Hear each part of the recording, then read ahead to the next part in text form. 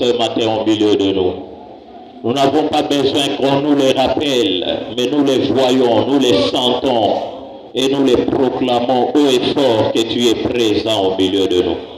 Merci parce que ce matin tu t'es levé dans la vie de quelqu'un et tu as changé des choses qu'il ne peut pas imaginer, Seigneur. Merci parce que quand toi tu te lèves, tes ennemis se dispersent. Et parce que nous t'appartenons, nos ennemis sont tes ennemis. Et quand tu te lèves dans nos vies, ils se dispersent. Ils prennent la fuite au Dieu. Et quand toi tu marches avec nous, la Bible dit que quand tu marches, le feu te précède et consume aux alentours tes adversaires. Parce que nos adversaires sont tes adversaires. Et quand tu marches avec nous, le feu te précède et consume aux alentours nos adversaires. Parle-nous ce matin. Nous voulons recevoir de toi une parole, Seigneur. Une parole de réconfort, de consolation, de restauration, de réveil, Seigneur. De relèvement et de bénédiction. Bénis ce moment et donne gloire à ton nom. Jésus-Christ, toi qui es notre Seigneur. Ainsi nous avons prié. Amen. Amen. Shalom, peuple de Dieu. Shalom, missionnaire du Seigneur. Alléluia. C'est pour nous une joie immense de nous retrouver encore ce matin ensemble pour partager la parole de Dieu. Et ce matin, nous voulons lire la parole de Dieu dans Jean chapitre 9. Nous lisons du 24e au 30e verset. Jean 9, 24 à 30. Si tu peux t'élever là où tu es et ensemble nous allons lire cette merveilleuse parole de Dieu. Alléluia. Alors aujourd'hui, je ne vais pas te rappeler de vérifier si ton voisin a une Bible. Et je sais que tu en as l'habitude, tu vas le faire de toi-même. Et s'il n'en a pas, tu sais ce que tu dois faire. Alors nous lisons au nom de notre Seigneur Jésus-Christ. Les pharisiens appelèrent une seconde fois l'homme qui avait été aveugle et ils lui dirent: donne gloire à Dieu, nous savons que cet homme est un pécheur. Il répondit: s'il est pécheur, je ne sais.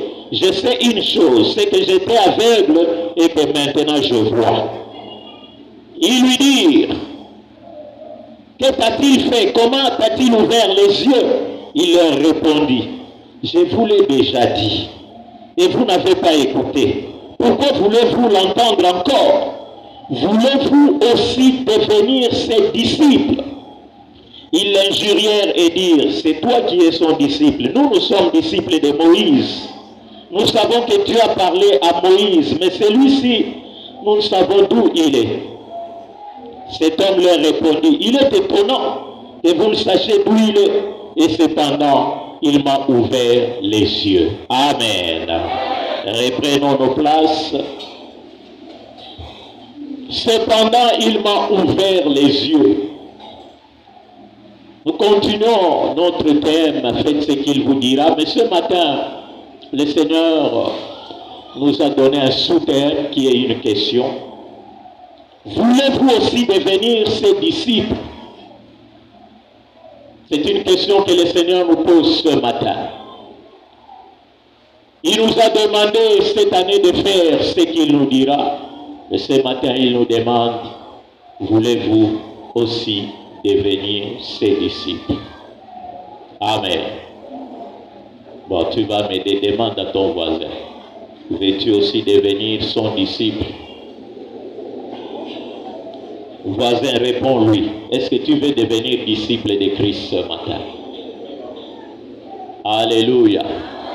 Avant de partir à la fin de sa mission, Jésus a dit à ses disciples, allez et faites de toutes les nations des disciples. Faites de toutes les nations des disciples.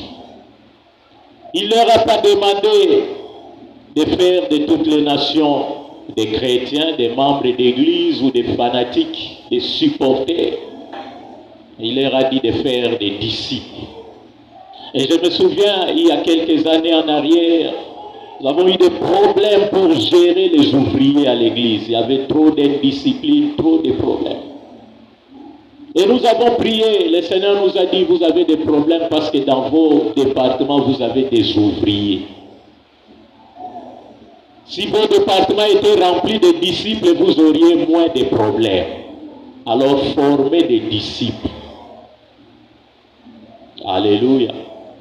Et c'est ainsi que le Seigneur nous a donné un programme de formation des disciples. Vous devez commencer par les affermissements, l'enseignement des baptêmes et une période de stage. Et dès que nous avons eu la première promotion, nous avons compris que le Seigneur avait raison. Parce que ceux qui ont suivi ce cursus-là jusqu'à la fin, ils ne posent aucun problème. Non seulement ici, mais même ailleurs où ils vont. Ils ont des témoignages énormes et édifiants chaque fois qu'on parle avec eux. Il n'y a pas longtemps, je parlais avec une jeune sœur qui était aussi de la première promotion. Je me souviens, cette jeune sœur-là, la première fois qu'elle m'a vu, elle avait peur de parler avec moi. Elle disait, ce papa-là est trop méchant. Alors son frère lui disait, non, va les voir. Pour ton problème, elle avait un problème. Son petit frère l'a poussé à venir me voir, elle refusait. Non, ce papa-là est très méchant, comment je vais aller parler avec lui? Alors ce jour-là, un mardi, quand le bureau était encore de l'autre côté, son petit frère l'a accompagné, elle est venue me voir. Non, papa, en tout cas, j'ai toujours eu peur de vous approcher, je vous trouve trop méchant. Mais c'est mon petit frère qui m'a poussé à venir vous voir, voilà mon problème. On a parlé, on a prié, nous l'avons recommandé ce cursus-là, elle a fait. Et à la fin, elle a choisi de servir à l'intercession. Elle nous a retrouvés là-bas. Et comme à l'intercession, notre principe, c'est que l'intercesseur n'a pas droit à la vie. Quand elle a entendu ça, elle a dit, ah, je savais que ce papa ici, c'est un méchant. Qu'est-ce que je suis venu faire encore ici? Alléluia. Mais à la fin, elle est partie à Kinshasa. Arrivée à Kinshasa, elle est allée dans une église. Elle s'est présentée à l'intercession. Et le pasteur lui a demandé d'où elle venait. Elle a dit de Kikwit. Et j'étais à l'intercession. C'est elle qui était mon responsable. Le pasteur lui dit, est-ce que tu as son numéro de téléphone? Tu peux me donner son numéro? Elle dit, non, ce papa-là est compliqué. Il faut que je lui demande d'abord. Elle m'a appelé, est-ce que je peux donner? J'ai dit, tu peux donner. Elle a donné mon numéro. Alors le pasteur lui explique, il dit, non, c'est papa là m'a donné les affermissements quand j'étais à la parole de vie à Kinshasa. Alors elle était très étonnée. Quelque temps après, elle a été établie responsable de l'intercession dans l'église. Alors elle m'envoie un texte, elle me dit, non papa, en tout cas, pendant tout le temps quand j'étais à la mort, j'ai pensé que vous étiez en train de nous faire souffrir. Mais ici où je suis arrivé, on a reconnu les grâces qui étaient en moi. Maintenant, je suis responsable de l'intercession. Alléluia. Et je me souviens encore, 2 jours après la reconnaissance de notre ministère, c'était le 11 septembre et le 13 septembre, alors que nous étions en prière à la maison, pendant le culte familial, le Seigneur me dit, forme des disciples. Alléluia. Et ce matin, il nous envoie vous demander si vous voulez aussi devenir ses disciples. Simplement parce que le Seigneur travaille avec des disciples. Ne travaille pas avec les membres de l'église. Missionnaire, rappelle ça à ton voisin. Le Seigneur travaille avec les disciples. Il ne travaille pas avec des foules. Regardez le ministère de Jésus, vous verrez qu'il y avait des foules qui le suivaient. Les foules suivent pour un besoin matériel. Parce qu'ils ont mangé du pain, parce qu'ils ont expérimenté un miracle. Et je vous ai dit le dimanche passé, les miracles ne sauvent pas. Les miracles ne te feront pas entrer au ciel. Que tu aies expérimenté les miracles ou que Dieu ait produit les miracles par toi. Ce n'est pas la voie par laquelle tu iras au ciel. Tu ne peux pas dire, bon, comme j'ai expérimenté les miracles, comme certaines personnes disent souvent pendant les entretiens, tu lui demandes, est-ce que tu es enfant de Dieu? Oui, je suis enfant de Dieu. Parce que j'avais connu un accident, tout le monde est mort. Dieu m'a sauvé. Parce qu'il a opéré tel miracle dans ma vie. Donc, je suis enfant de Dieu. Alléluia. Donc cet homme était aveugle né. Il est né aveugle. Il ne voyait pas. Alors ce jour-là, Jésus arrive. Il le voit. D'abord, ses disciples lui demandent, qui a péché pour que cet homme puisse naître aveugle? Est-ce que ce sont ses parents ou c'est lui-même? Jésus lui dit, non, ce n'est pas à cause d'un péché que cet homme est aveugle, mais pour que la gloire de Dieu se manifeste dans sa vie. Alléluia. Cet homme-là ne savait pas que c'était la date que Dieu avait fixée pour que sa gloire se manifeste dans sa vie. Et qu'au travers de la gloire de Dieu dans sa vie, que la confusion soit dans les camps de ses adversaires, les pharisiens. Mais que plutôt, le salut intervienne dans la vie de ceux qui avaient choisi de devenir disciples. Et comme les pharisiens n'aimaient pas Jésus, ils s'opposaient à Jésus, ils s'opposaient à son œuvre, ils ne voulaient pas que cet homme fasse entre guillemets la publicité de Jésus au travers de ses miracles. Et ils faisaient tout pour les convaincre à reconnaître et à confesser que Jésus-Christ est un pécheur. Ils ne voulaient pas croire, ils ne voulaient pas écouter. Parce que cet homme leur a expliqué la première fois. Dis-nous comment cela est arrivé. Dis, je ne sais pas, un homme qu'on appelle Jésus est venu, il a fait la boue. Il a appliqué à mes yeux, il m'a dit, va te laver au réservoir de Siloé. Je suis allé me laver et je vois. Ces hommes ont entendu ce que cet aveugle-né avait dit. Ils ont refusé d'écouter. Nous l'avons dit le dimanche passé, il y a une différence entre entendre et écouter. Pendant que je parle, vous entendez ma voix. Mais ce n'est pas tout le monde qui écoute. Ils ont entendu, même les foules entendaient la voix de Jésus. Ce n'était pas tout le monde qui écoutait. Ceux qui écoutaient s'étaient attachés à Jésus. Ils avaient tout abandonné. Imaginez un peu Jean et son frère Jacques à la pêche avec leur père Zébédée. Jésus passe seulement. Quelqu'un que vous ne connaissez pas. Il passe et dit suivez-moi. Ils abandonnent tout. Et leur père, ils partent. Celui qui m'a le plus impressionné dans cet épisode, c'est Matthieu.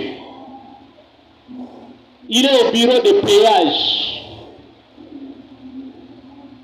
Il est peut-être l'exemple à Kassai ou à Bachongo, là où il y a les péages, au bureau en train de percevoir l'argent. Quelqu'un passe et lui dit, suis-moi. Il abandonne l'argent et les beaux salaires qu'il avait et tous les avantages, il les suit. Je me suis toujours demandé quand est-ce qu'il a fait la remise et reprise. Et celui qui a hérité de cet argent-là, est-ce qu'il n'a pas détourné après? Il dit non, il est parti avec moi, je n'ai trouvé que ça. Si c'était un Congolais, ça c'est automatique. Non, Matthieu n'a rien laissé. Les caisses vides. Moi, je commence à zéro. La perception de ces jours-là, c'est pour sa poche. Demandez à Matthieu.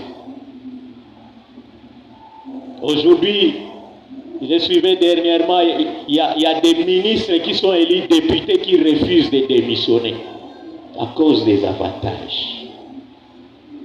Ils refusent, ils vont même jusqu'à négocier avec la Cour constitutionnelle. Non, laissez-nous parce que nous sommes extraordinaires. Au Congo, il n'y a personne comme nous. Avant nous, il n'a jamais existé de ministres. Après nous, c'est les déluges. Laissez-nous continuer. En tant que ministres et députés à la fois, nous allons sauver ce pays. Parce que les Fonds monétaires internationaux, la Banque mondiale nous connaissent. Alléluia. Mais Matthieu a tout abandonné, il a suivi. Et alors ces gens reviennent encore, cherchent à argumenter, à intimider cet aveugle-né. Donne gloire à Dieu. Ils les mettent en face de son Dieu. Parce que vous savez, quel que soit ce qu'on dise ou ce que les Juifs de l'époque faisaient, mais ils avaient peur de Dieu, ils craignaient Dieu. Ils ne citaient pas le nom de Dieu en vain. Alors les pharisiens, les sachants, lui ont dit, donne gloire à Dieu. Cet homme était un pécheur. Il dit non. Moi, je vous ai déjà parlé là-dessus. Vous ne m'avez pas écouté. Bon, pourquoi vous voulez encore entendre ça? Est-ce que vous voulez devenir aussi ses disciples?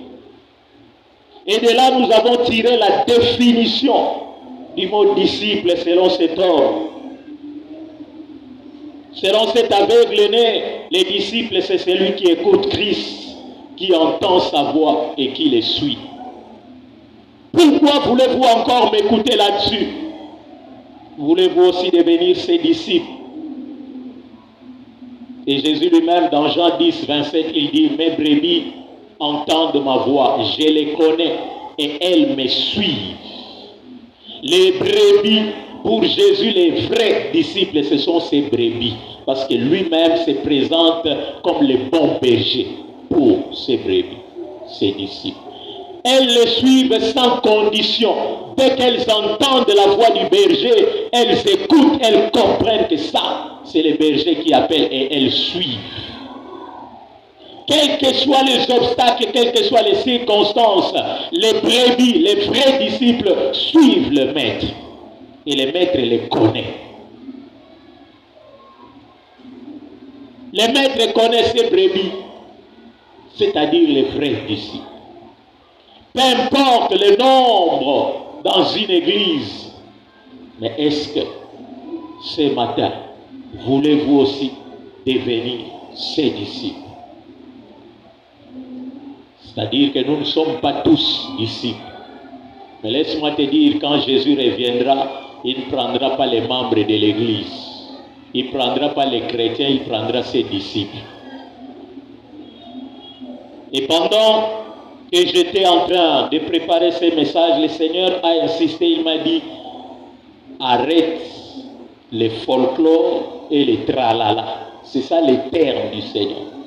Prépare mon peuple à l'enlèvement.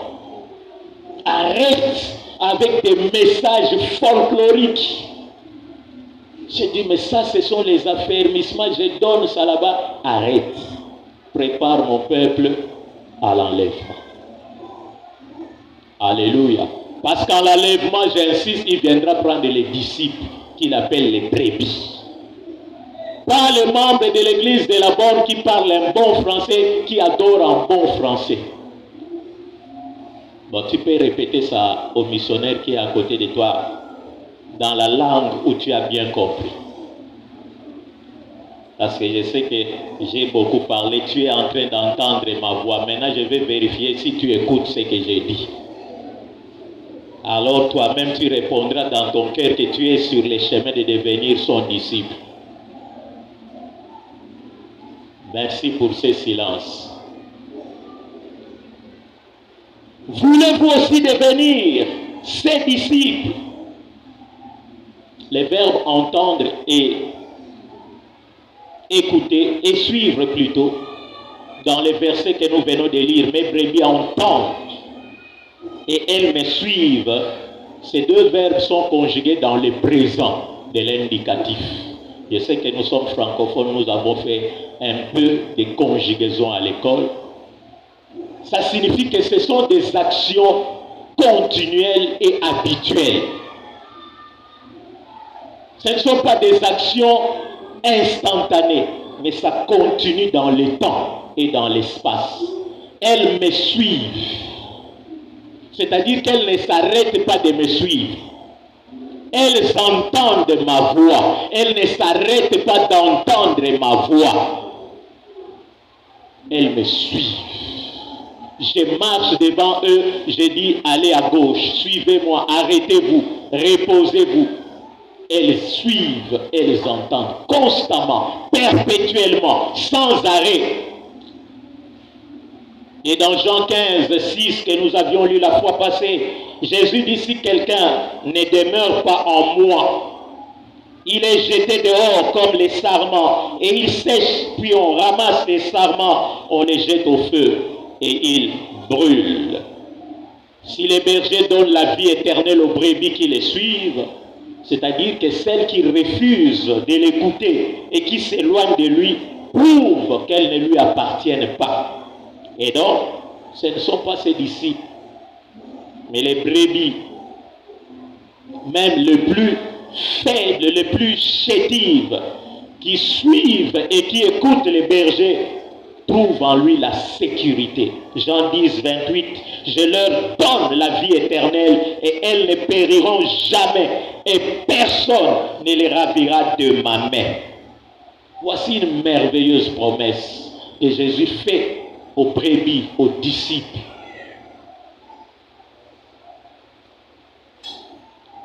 Ils ne seront jamais bannis de l'amour ou de la présence de Dieu et aucune puissance, aucune circonstance ne les ravira de la main du berger. Et c'est ainsi qu'un des disciples, Paul, pouvait dire dans Romains 8, 38, qui nous séparera de l'amour de Christ? Le vrai disciple, la vraie brebis, sait que rien ni personne ne peut le séparer de l'amour de Christ. Rien. Même pas les avantages matériels, même pas le travail, les mariages, les biens de ce monde. Rien. Même pas le diable en personne. Rien. Rien ne peut séparer la vraie brebis de l'amour du bon berger. Parce que le bon berger a donné sa vie pour les brebis. Alors, qu'est-ce qu'il faut faire pour devenir brebis ou disciple? C'est là que commencent les affermissements. C'est là que j'ai voulu discuter avec le Seigneur. Il m'a dit arrête avec les folklores et les tralala. Prépare mon peuple. Première chose, c'est ce que nous n'aimons plus entendre. Les chrétiens du 21e siècle, pour devenir disciples, la première chose, c'est repentir. Nous devons nous repentir. C'est vrai, tu me diras, bon, pendant toute la semaine, je n'ai pas péché, je ne pêche pas. Tu as raison. Mais la Bible dit que nous bronchons tous d'une manière ou d'une autre. Nous devons nous repentir si nous voulons devenir des disciples. Du reste, Jésus, dès qu'il a commencé son ministère, dans Matthieu 4, 17, dès ce moment, Jésus commença à prêcher et à dire, repentez-vous, car le royaume des cieux est proche. À l'époque de Jésus, le royaume des cieux était proche. Et il était encore en chemin, mais à notre époque, il a dit, il est déjà à la porte. Plus proche qu'il y a 2000 ans. Il est à la porte. Et il frappe. Le Fils de l'homme est déjà à la porte. Répète ça à ton voisin. Dis-lui, le Fils de l'homme est déjà à la porte. Donc si tu crois encore qu'il est encore en chemin comme nous avions l'habitude de chanter Makolo eza na nzela, yebisa Makolo komi déjà à la porte. Parce que si tu crois que eza na nzela, tu vas dire comme ce jeune homme qui m'avait dit non papa, je suis encore trop jeune, laisse-moi faire ma vie. Quand je serai grand, alors je pourrai me convertir et servir le Seigneur. C'est déjà à ta porte. Donc peut-être maintenant déjà, pendant que je suis en train de parler, il peut revenir. Alors si tu n'es pas disciple, demande à ton voisin, bon, si tu n'es pas disciple. Alléluia. Répentez-vous car le royaume des cieux est proche. C'est par ici que commence toute histoire sérieuse avec le Seigneur Jésus. La repentance. C'est vrai, comme je le disais tantôt, nous n'aimons plus entendre parler des messages de la repentance. Ça, c'est du passé. Ça, ce sont les affermissements. Nous avons 15 ans dans la foi, 20 ans, 30 ans, 50 ans dans la foi. Celui qui prêche là même, quand nous on gênait 7 jours, 40 jours à sec, il n'était même pas encore né. Qu'est-ce qu'il peut nous apprendre? C'est comme ça que les pharisiens disaient à Jésus, tu n'as même pas encore 50 ans. Et tu prétends avoir vu Abraham. Et il disait aux Juifs qui l'écoutaient, ne l'écoutez pas. Il a un démon. Et il est fou. Pourquoi vous l'écoutez? Il a un démon.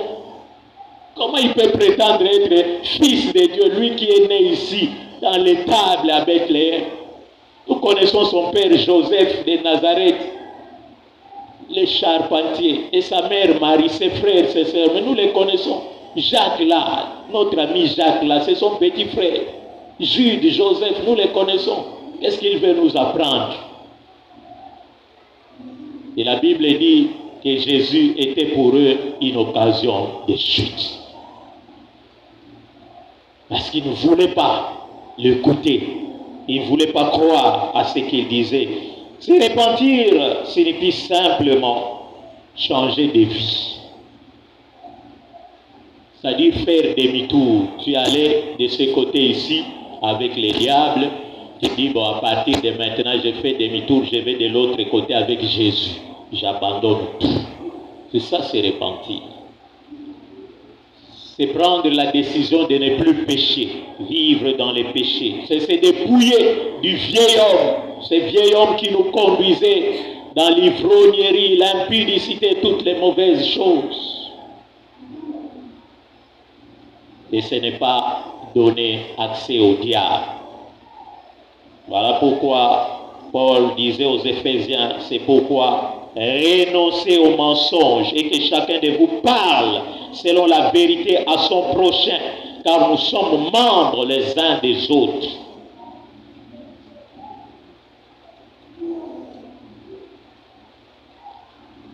Là, il faut au préalable reconnaître son état misérable de pécheur et confesser sincèrement son péché. Faire comme David, citer son péché par le nom. Seigneur, je reconnais que je suis tel, je suis voleur. Je t'en supplie. David pouvait dire, car je reconnais mes transgressions et mon péché est constamment devant moi. Il y a des personnes qui confessent, mais qui n'arrivent pas à abandonner. Le péché est constamment devant lui. Il prie, il pleure, il jeûne, mais le péché est constamment devant lui. Ce genre de péché demande que tu les confesses à quelqu'un, que tu les dises à quelqu'un. Tu as combattu tout seul contre ces péchés depuis les années, tu n'arrives pas à l'abandonner. Va voir quelqu'un, dis-lui, je suis tel. Dénonce ces péchés-là devant un témoin. J'ai péché contre toi seul et j'ai fait ce qui est mal à tes yeux, en sorte que tu seras juste dans ta sentence, sans reproche dans ton jugement. Alors de quoi nous devons nous repentir? Devons nous repentir en général du péché. Il y a plusieurs sortes de péchés. Et nous pouvons les regrouper. Premièrement, il y a des péchés que nous commettons dans nos pensées et nos intentions. Même pendant que nous sommes dans la présence de Dieu, il nous arrive des fois de pécher dans nos pensées, dans nos intentions. Matthieu 5, 28. Mais moi je vous dis que quiconque regarde une femme pour la convoiter a déjà commis un adultère avec elle dans son cœur. Donc je vais poser une question, mais s'il te plaît, ne regarde pas ton voisin. Parce que ça ne le concerne pas, ce n'est pas lui. Depuis que nous avons commencé ce culte, est-ce que tu n'as pas commis un adultère? Ne regarde pas ton voisin. Sinon il va croire que je m'adresse à lui. Je m'adresse à toi, pas à ton voisin. Parce qu'il y en a qui commettent l'adultère, ils ne vont jamais dans les hôtels, vous ne les verrez jamais là. Mais dans leur tête, ce sont des adultères. Experts, plus adultères que ceux qui ont 15 femmes, 20 femmes. Ils commettent l'adultère dans leur tête. Dès qu'ils regardent quelqu'un, il ne peut pas le laisser une seule fois, il faut regarder 2, 3 fois. Alors si tu as l'habitude de regarder des personnes 2 fois en chemin, c'est dangereux. Tu dois t'éduquer, te discipliner. Parce que ça risque de te pousser à devenir adultère dans ta tête. Il y a des gens comme ça. Dès que vous croisez quelqu'un, il ne peut pas faire 2 pas sans regarder en arrière. Fatal sous-nation. Quand tu regardes quelqu'un, que ce soit une femme, que ce soit un homme, avec l'intention, devant Jésus-Christ, tu es déjà adultère. Tu vois combien de fois nous péchons dans nos pensées. Quand nous haïssons les gens dans nos pensées, tu n'as pas parlé, tu n'as pas ouvert la bouche, mais dans ta pensée, quand tu les vois ou quand tu la vois, ton cœur commence à rougir, à frémir de colère. Qu'est-ce qu'il croit dans ton cœur? Mais ta bouche fermée. C'est les types de péchés que les chrétiens commettent souvent, et le plus souvent, dans nos pensées. Nous péchons très souvent dans nos pensées. Il va voir, si je les rencontre aujourd'hui, il verra. Dans ta maison, dans ta chambre, tu ne l'as pas encore rencontré, mais tu es en train de pécher. Mais tu reviens du culte des dimanches, où la présence de Dieu était exceptionnelle. Mais dans tes pensées, tu as péché. Nous péchons aussi dans nos paroles. Matthieu 15, 18 à 19. Mais ce qui sort de la bouche vient du cœur, et c'est ce qui souille l'homme. Ce qui souille l'homme, c'est ce qui vient du cœur et qui sort de la bouche. Quelles sont les paroles qui sortent de nos bouches quand nous ouvrons nos bouches pour parler? Est-ce que ça édifie ceux qui nous écoutent? Il y a des gens, quand vous les écoutez, vous avez envie de vous boucher les oreilles avec du béton. Ce n'est pas possible. Mais chrétiens, enfants de Dieu, comme un frère me dit, non, une sœur me disait, non, il parlait d'une servante de Dieu d'une certaine église. Non, en tout cas, cette femme-là, elle se bat même au quartier avec les voisins. Quand elle ouvre la bouche, papa, je vous assure, vous ne pouvez pas croire que cette femme est servante dans son église. Alors chaque fois qu'elle nous invite au quartier, les femmes du quartier pour se retrouver et prier, moi je ne pars jamais. Alléluia. Parce que seulement par sa bouche, il y a des venins qui sortent. Nous péchons aussi par nos actes. 1 Corinthiens 6, 9 à 10. Ne savez-vous pas que les injustes n'hériteront point le royaume de Dieu? Ne vous y trompez pas. Ni les impudiques, ni les idolâtres, ni les adultères, ni les efféminés, ni les infâmes, ni les voleurs, ni les cupides, ni les ivrognes, ni les outrageux, ni les ravisseurs n'hériteront le royaume de Dieu. Tous ceux qui commettent les œuvres de la chair n'hériteront point le royaume de Dieu. Toutes ces actions que nous posons, qui n'honorent pas Dieu, nous empêcheront d'hériter le royaume de Dieu.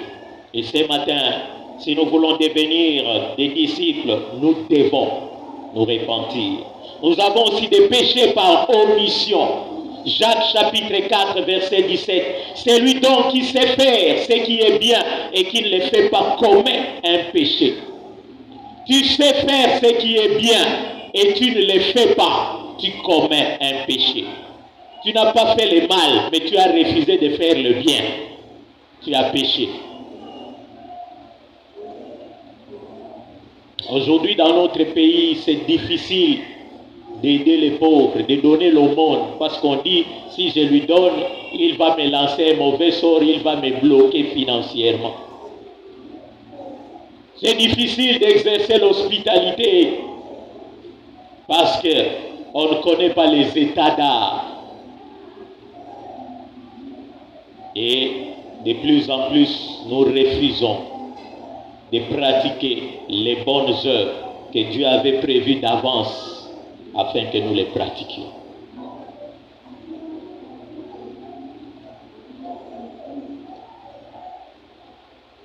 Et après avoir renoncé au péché, après s'être repenti, nous devons maintenant donner la place à Jésus. Comme nous l'avons chanté ce matin, Jésus prend ta place. Je ne sais pas quand toi tu chantais ça, tu pensais à quoi? Jésus prend ta place. Moi je lui disais, Jésus viens prendre ta place dans mon cœur. Viens t'asseoir sur les trônes de ma vie. Contrôle mon corps, mon âme, mon esprit. Contrôle mes organes de sens. Mes membres, tout ce qui est à moi, prends la place, sois mon Seigneur et mon Sauveur personnel, règne en maître absolu sans partage dans tout ce que j'appelle mien. C'est comme ça que moi j'ai prié pendant qu'on chantait Jésus prend ta place. Nous devons apprendre aussi, je l'ai souvent dit, à écouter quand nous chantons. Des fois, nous chantons avec légèreté. Nous ne comprenons pas ce que nous chantons. Alors que nous chantons des cantiques avec des paroles très fortes et profondes. Jésus prend ta place, mais tu ne sais pas, il prend sa place où? Dans la foule. Dans le bruit. Tu dois comprendre. Prends ta place. Je m'incline, je diminue, je me soumets. Viens prendre ta place du roi. Nous avons même chanté, nous te proclamons roi. Est-ce que Jésus est réellement ton roi? Maintenant, après avoir chanté tous ces cantiques. J'aime le Seigneur parce que dans la majorité des cantiques que nous avons chantés, il a confirmé ces messages. Pendant qu'on chantait ça, je disais, Seigneur, merci. Zambé, tata, mi batela, sauté masumu. Dès qu'on a commencé ces cantiques-là, j'ai dit, Seigneur, merci. Ce message vient de toi. C'est ce que tu as prévu pour ton peuple aujourd'hui. Autant que Yesu akoya, ok, denaye, sauté masumu. Dis ça à l'ingala, ton voisin, sauté masumu. Alléluia. Le Seigneur ne parle pas en vain. Moi, j'étais confiant, j'ai dit, Seigneur, merci. Ça, c'est toi qui as voulu que je parle de ça aujourd'hui. Tu dois maintenant accepter Christ comme Seigneur et Sauveur. Lui donner la place. Les chrétiens acceptent Christ comme Sauveur, mais c'est difficile qu'ils laissent à Christ la place de Seigneur. C'est difficile. Et j'ai compris pourquoi il a dit, faites ce qu'il vous dira. Les disciples, faites ce que le Seigneur, le Maître lui dit. Ils ne discutent pas, ils ne marchandent pas, ils ne calculent pas. Aujourd'hui, les chrétiens du 21e siècle, nous sommes trop rationnels. trop scientifique, trop philosophe. Je dois calculer les pour et les contre. Est-ce que c'est favorable? Oh, il ne faut pas accepter. Tu as quand même étudié. Tu es quand même un intellectuel. Il ne faut pas écouter comme un insensé. Vos pasteurs là, ils vous bernent avec des belles paroles. Mais tu es quand même un intellectuel, un universitaire. Allez voir du côté du diable qui remplissent les loges là-bas. Ce ne sont pas les professeurs de l'université. Alléluia. Les disciples, il écoute et il fait. Il ne discute pas parce qu'il sait que son maître, c'est son Seigneur. Combien de fois nous ne voyons pas les gens qui viennent pleurer? Souvent, quand je m'entretiens avec les jeunes qui viennent me voir, non papa, je veux m'engager dans les mariages.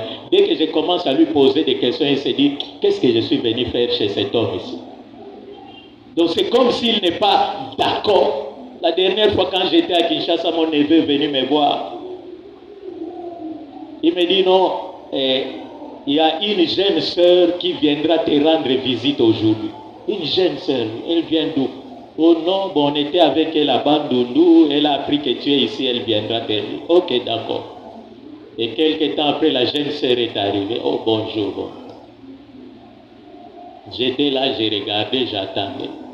Oh non, c'est la jeune sœur dont je t'avais parlé. Ah, bon, ok, merci jeune sœur. Tu es venue me rendre visite, oui. À l'occasion de quoi? Je ne te connais pas. Toi, est-ce que tu me connais? Oh non. Bon, moi aussi, je ne te connais pas. Bon, tu viens me rendre visite, pourquoi? Le monde est devenu compliqué. Je ne veux pas que les gens viennent me suivre ici. Oh non, on l'a attrapé avec notre fille là-bas. Explique-moi pourquoi tu es venu.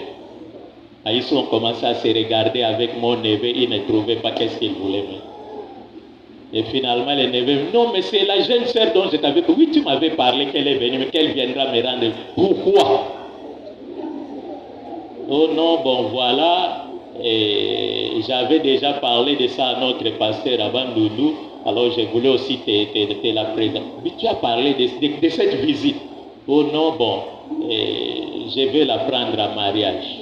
Ah bon? Pourquoi tu veux la prendre à mariage? C'était au mois de novembre. Jusqu'à présent, je n'ai pas de réponse. J'ai demandé à la sœur, tu veux l'épouser? Pourquoi? Oh, je l'aime. Pourquoi tu l'aimes? Jusqu'à maintenant, il n'y a pas de réponse. Pourquoi lui? Il n'y a pas de réponse. C'est ça le problème. Dans ce domaine-là, plusieurs se marient, ils ne savent pas pourquoi. Si vous n'avez pas un fondement, dès que le vent va souffler, vous allez divorcer. Même si vous avez fait la plus grande fête du monde, vous divorcerez. Parce que vous ne savez pas pourquoi vous êtes ensemble. Oh non, bon, parce que j'ai l'âge, j'ai terminé les études, maintenant je suis en stage. Oh, c'est ça la raison pour laquelle. Oh non, parce qu'elle est chrétienne. Ok, d'accord. Bon, les jours où elle laissera la vie chrétienne, tu vas continuer toujours. Donc, tu vas arrêter aussi avec les mariages parce qu'elle n'est plus chrétienne. Pas de réponse jusqu'à présent. Alléluia. Le Seigneur, Jésus, s'il est ton Seigneur, tu ne peux rien faire sans l'avoir consulté au préalable. Et tu ne peux pas faire le contraire de ce qu'il t'a dit de faire. Alléluia. Si le Seigneur te dit, assieds-toi, tu restes assis là. Jusqu'au jour où il te dira, lève-toi. Mais si tu n'as pas encore dit, lève-toi, tu cours. Et c'est comme ça que plusieurs, même dans les ministères, brûlent. On lui dit, attends d'abord. Comme un frère m'a parlé l'autre fois, oh non, mais les pasteurs, notre pasteur à Kinshasa ne veut pas reconnaître les grâces.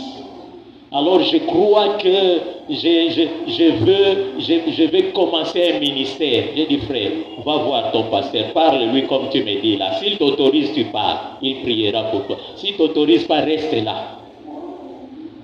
Non, en tout cas, je crois que le temps est arrivé. Mais va le voir, dis-lui que le temps est arrivé. Alléluia. Nous voulons faire des choses selon nous. je pense que, je crois que, je sens que. Et nous attribuons notre désir, notre volonté à Dieu. Et après, quand ça ne marche pas, oh non, bon, en tout cas, Dieu m'a convaincu que ce n'est plus lui, ce n'est plus elle. Bon, le Dieu là qui t'avait convaincu avant que c'était lui, c'est le même Dieu que celui que nous prions, parce que le Dieu que nous prions, lui, il ne change pas. Il est le même hier, aujourd'hui, éternellement. Hier, il t'a dit que c'est ses frères, c'est cette sœur. Aujourd'hui, il te dit que ce n'est pas lui. Donc ton Dieu change. Il n'est pas le même. Jésus lui répondit, en vérité, je te l'ai dit. Si un homme n'est né de nouveau, il ne peut voir le royaume de Dieu. Jean 3, 3. Nous n'entrerons pas dans le royaume de Dieu parce que nous avons une carte de membre d'une église. Nous n'entrerons pas dans le royaume de Dieu parce que nous sommes ouvriers dans une église, serviteurs, servantes dans une église, mais parce que nous sommes nés de nouveau. C'est-à-dire nous avons accepté Christ comme notre Seigneur et notre Sauveur personnel. Mais à tous ceux qui l'ont reçu, à ceux qui croient en son nom, elle a donné le pouvoir de devenir enfants de Dieu, lesquels sont nés non du sang, ni de la volonté de la chair, ni de la volonté de l'homme, mais de Dieu. C'est par ce seul moyen qu'on devient enfant de Dieu. On ne devient pas enfant de Dieu parce qu'on est né dans une famille chrétienne où les parents étaient chrétiens ou parce qu'on a commencé à servir Dieu à l'écodine. Non, en tout cas, depuis quand tu es chrétien, ou non, depuis ma naissance. Comment on peut être chrétien depuis sa naissance? Parce qu'on est né dans une famille où les pères, la mère étaient des pasteurs. Non, c'est faux. Tu dois avoir une expérience personnelle avec Christ. Il y a un jour précis où Christ se révèle à toi et tu reconnais que tu étais dans la misère du péché et tu prends la décision d'abandonner et de le recevoir comme Seigneur. Tu lui donnes la vie. Est-ce que nous comprenons quand même ce que nous disons? Je te donne ma vie. Quand tu donnes quelque chose à quelqu'un, tu vas encore récupérer ça. Tu offres quelque chose à quelqu'un. Tu n'as plus le droit sur ce que tu as offert à quelqu'un. Si tu donnes ta vie à Jésus, tu n'as plus aucun pouvoir sur ta vie. C'est ça, accepter Christ comme son Seigneur. Tu n'as plus aucun pouvoir. Mais est-ce que nous comprenons cela? Est-ce que tu es enfant de Dieu? Oui, je suis enfant de Dieu. Parce que je suis membre d'une église. Non. À ceux qui l'ont reçu, à ceux qui croient en son nom. Il a donné le pouvoir de devenir enfant de Dieu. C'est Jésus qui donne le pouvoir de devenir enfant de Dieu. Personne d'autre.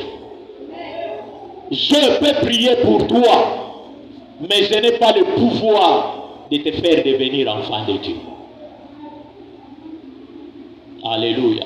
Je peux t'aider à devenir enfant de Dieu, mais je ne peux pas faire de toi un enfant de Dieu. Je reviens encore à nos frères et sœurs qui prennent les païens et qui disent non à Robongola et je vais les convertir. Et plusieurs se fatiguent en chemin. Ou d'autres se font convertir par les païens. Ils deviennent païens. Alléluia. Le Seigneur a besoin que nous nous préparions pour sa rencontre. Il revient bientôt. Du reste, nous, dans cette église, il nous a déjà dit, je reviens maintenant. Et il nous a expliqué maintenant, c'est-à-dire qu'il est déjà à la porte. Il frappe. Ce matin encore, il frappe devant la porte de ton cœur. Toi qui n'as pas une relation avec Christ, toi qui n'as aucune communion avec lui, tu viens à l'église, c'est vrai, tu pries, c'est vrai, peut-être tu sers même, c'est vrai. Mais dans ton cœur, tu sais qu'il n'y a rien entre toi et Christ. Il est en train de frapper. Et il dit, si c'est lui qui entend ma voix et ouvre la porte, j'entrerai chez lui, je souperai avec lui et lui avec moi. Je souperai avec lui. C'est-à-dire, je deviens intime. Je l'ai dit l'autre fois, on ne peut pas manger avec n'importe qui. Si tu manges avec quelqu'un, tu partages les repas avec quelqu'un, c'est-à-dire que tu aimes cette personne-là. Tu as confiance à cette personne-là. On ne peut pas offrir les repas à n'importe qui. Mais si tu acceptes Christ, il accepte lui de partager tout ce qu'il a avec toi. Tout. Et entièrement tout. Amen. Amen. Nous courbons nos têtes dans la prière.